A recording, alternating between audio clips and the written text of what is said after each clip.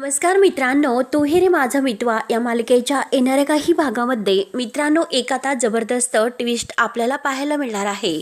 ज्या क्षणाची तुम्ही इतक्या आतुरतेने वाट पाहत होता तो क्षण मालिकेमध्ये लवकरच आलेला आहे.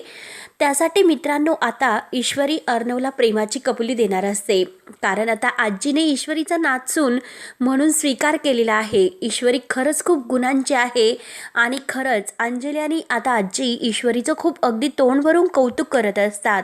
आजीला खूप वाईट वाटतं, कारण आत्तापर्यंत त्या पत्रिकेमुळे आता जो गैरसमज आजीच्या मनात झालेला असतो त्यामुळे आजीने ईश्वरीला खूप त्रास दिलेला असतो. त्याचं आता तिला खूप गिल्टी फील वाटत असतं.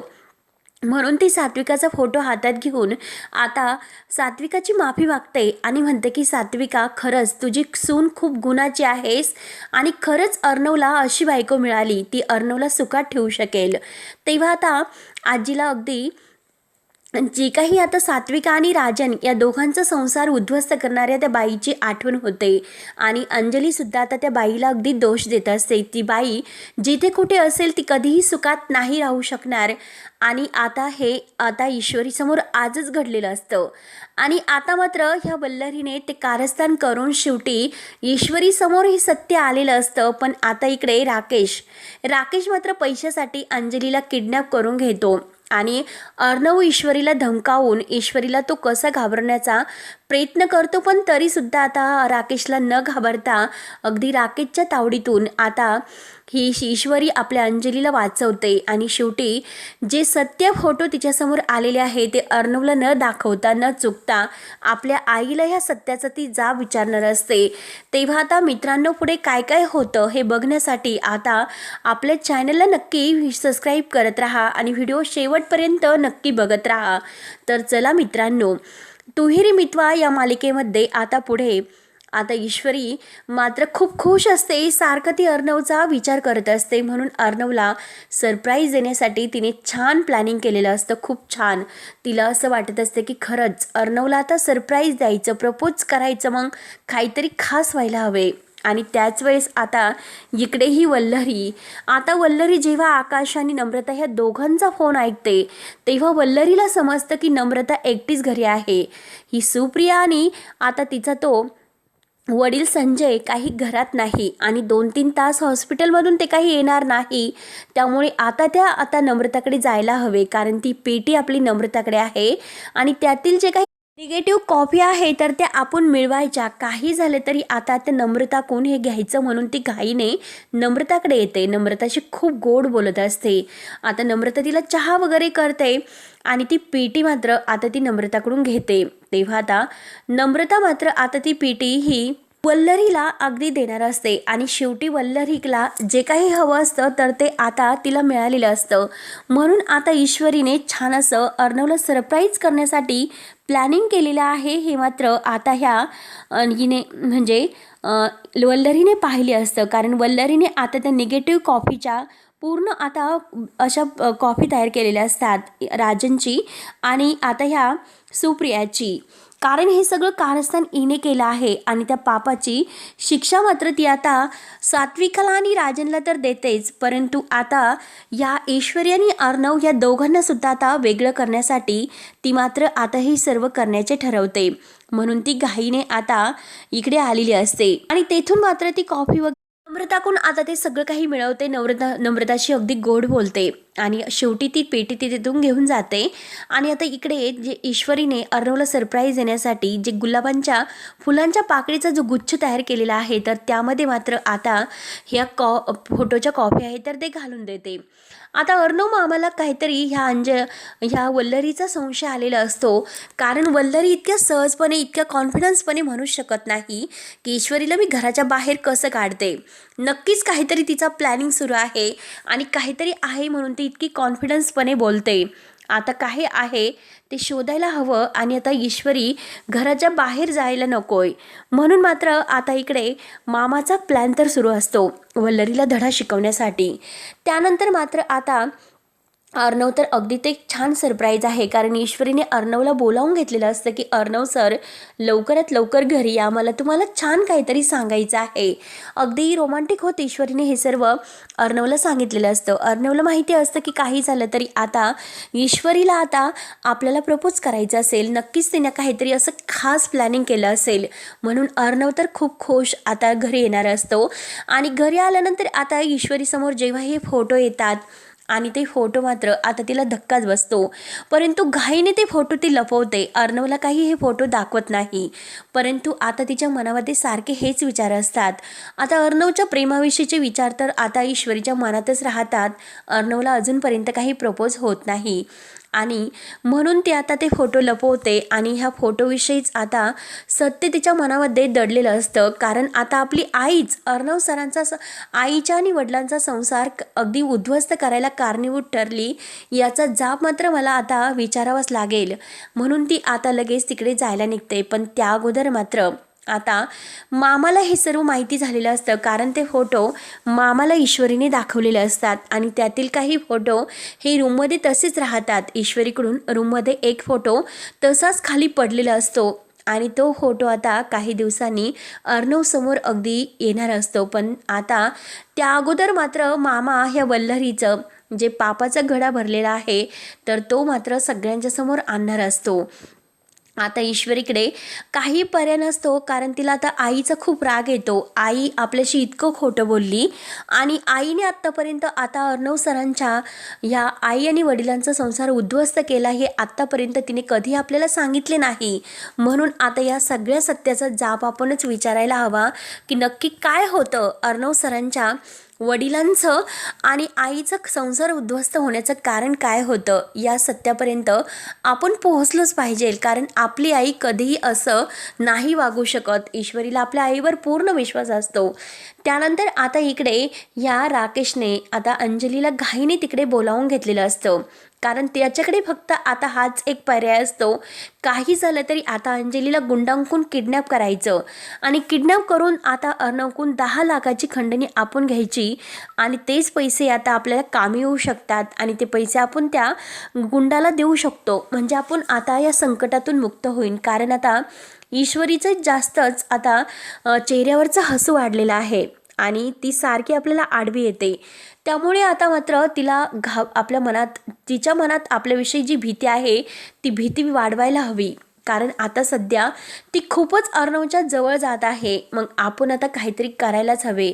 म्हणून आता तो अंजलीला तेथे आल्यानंतर किडनॅप करतो. अंजलीला हे काही कळून देत नाही. अंजलीला असं वाटतं की आता आपल्याला इतकं म्हणजे राकेशने ती आपल्याला आठवण येते, म्हणून आपल्याला राजेशने तिकडे बोलावून घेतलेलं आहे. काही झालं तरी आता म्हणून बिचारी लगेच घाईने जायला निघते. परंतु त्या अगोदर मात्र गुंड हे आता अंजलीला पकडतात आणि अंजली आता तेथे गुंडांना खूप घाबरते. ती म्हणते की का का तुम्ही मला पकडलंस. तेव्हा मात्र आता गुंडही तिला पकडत आहे आणि अंजली इतकी घाबरलेली आहे. परंतु राकेश तिथे लपून बसलेला असतो. राकेश लपतो आणि अंजलीची तो मज्जा घेत असतो, कारण खरंच आपली बायको आपल्यावर बावटासारखा विश्वास ठेवते आणि त्याचाच आपल्याला फायदा होऊ शकतो. म्हणून मात्र त्याला खूप हसू येत असतं की खरंच आपली बायको खूप बावट आहे आणि खरंच आपल्या जाळीमध्ये ती अडकलीस. म्हणून तो आता इतका हसत असतो. आता हे गुंड अंजलीला पकडतात आणि आता अंजली त्यांना विचारते की मला का पकडलंस, आणि मी तर इथे माझ्या नवऱ्याला भेटायला आले होते. तेव्हा आता ते गुंड मुद्दा म्हणतात की तुझा नवरा आम्हाला माहिती नाही, कारण त्याने आमचे पैसे दिलेले नाही आणि त्याने जर आमचे पैसे दिले नाही तोपर्यंत आम्ही तुला नाही सोडू शकत, असे मुद्दा मात्र आता हे गुंडाने अंजलीला सांगितलेलं असतं. अंजली आता त्यांना अगदी हात जोडून विनवणी करत असते की हे बघा, मी तुमचे सगळे काही पैसे देते परंतु मला सोडा, मी काही केलेलं नाही आणि माझ्या नवऱ्याला सुद्धा सोडा, मी सगळे काही पैसे अगदी देते. तेव्हा मात्र आता लगेच अंजलीला ते बांधून ठेवतात आणि इकडे राकेश लगेच आता फोन करून ईश्वरीला आणि अर्णवला घाबरवतो आणि म्हणतो की आत्ताच्या आत्ता 10 लाख रुपये जर तुम्ही मला अगदी आणून दिले नाही तर मात्र तुमची बहीण आमच्या ताब्यात आहे.